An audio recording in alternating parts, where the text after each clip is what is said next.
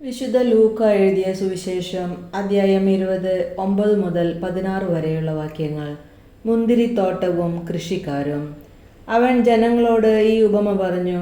ഒരു മനുഷ്യൻ ഒരു മുന്തിരിത്തോട്ടം നട്ടുപിടിപ്പിച്ചു.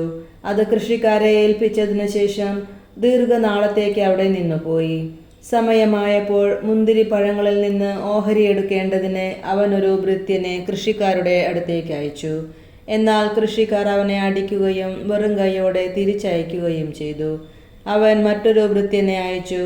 അവനെയും അവർ അടിക്കുകയും അപമാനിക്കുകയും വെറും കൈയോടെ തിരിച്ചയക്കുകയും ചെയ്തു. അവൻ മൂന്നാമതൊരുവനെ അയച്ചു. അവർ അവനെ പരിക്കേൽപ്പിക്കുകയും പുറത്തേക്കെറിയുകയും ചെയ്തു. അപ്പോൾ തോട്ടത്തിൻ്റെ ഉടമസ്ഥൻ പറഞ്ഞു, ഞാൻ എന്താണ് ചെയ്യുക? എൻ്റെ പ്രിയപുത്രനെ ഞാൻ അയക്കും, അവനെ അവർ മാനിച്ചേക്കും. പക്ഷേ കൃഷിക്കാർ അവനെ കണ്ടപ്പോൾ പരസ്പരം പറഞ്ഞു, ഇവനാണ് അവകാശി, ഇവനെ നമുക്ക് കൊന്നുകളയാം, അപ്പോൾ അവകാശം നമ്മുടേതാകും. അവർ അവനെ മുന്തിരിത്തോട്ടത്തിന് വെളിയിലേക്ക് എറിഞ്ഞ് കൊന്നുകളഞ്ഞു. ആകയാൽ മുന്തിരിത്തോട്ടത്തിൻ്റെ ഉടമസ്ഥൻ അവരോട് എന്തു ചെയ്യും?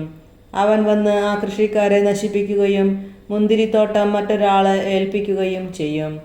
അവർ ഇത് കേട്ടപ്പോൾ ഇത് സംഭവിക്കാതിരിക്കട്ടെ എന്ന് പറഞ്ഞു. നമ്മുടെ കർത്താവായ മിശിഹായ്ക്ക് സ്തുതി.